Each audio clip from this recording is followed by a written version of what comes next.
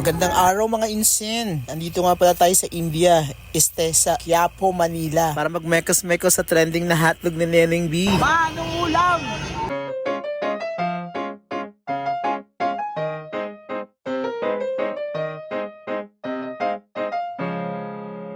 Excuse me. Excuse me there. Meet Neneng B. At ito na nga siya mga kababsi. Sikat na sikat at pinipilahan na yung paninda niyang hotdog. Sana all, ang dami rin nagpapapicture sa kanya oh. Talagang dinudumong siya sa Quiapo ngayon.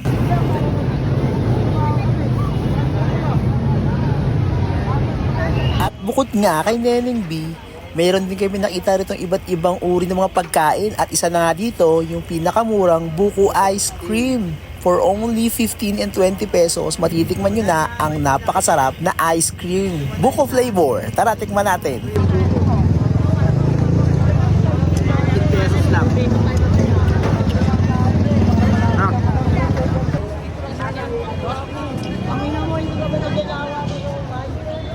Alasa.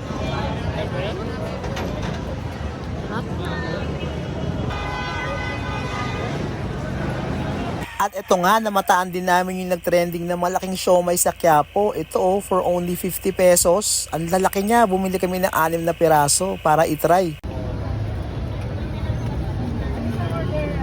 Laki. 50 pesos lang. Ano ginagawa ko, Meren?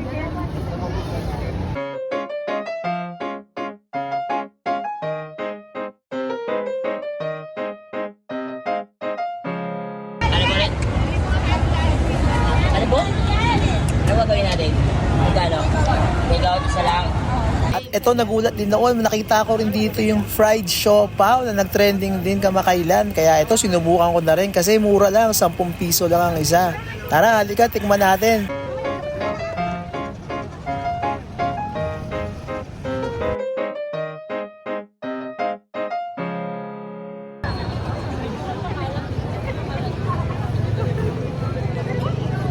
At nakita na nga ng misis ko, ang paborito niya, talagang nag-crave siya rito. Nung nakita niya to, kaya dali-dali kami pumunta at tinanong kung magkano ito. 15 pesos lang ang isa, kaya sinubukan na agad namin. Ayan.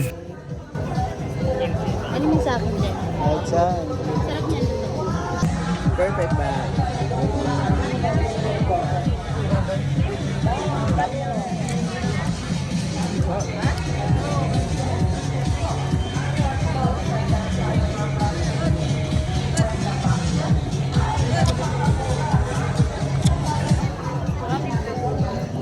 Yeah. 30 pesos. Salamat ya. Bukod sa pagkain, meron ka rin makikita mga ganitong learning materials para sa mga anak mo. 100 pesos lang yan. 3 item na po agad yan. Thank you, Nay. Dito na nga nagtatapos ang ating food trip sa Quiapo, Manila. Marami pa nga iba-iba pwede mong matikman at makain dito. Kayo na lang mag-discover kung ano-ano yon. Basta kami, uwi na kami. Thank you for watching. Bye-bye. Uwi na.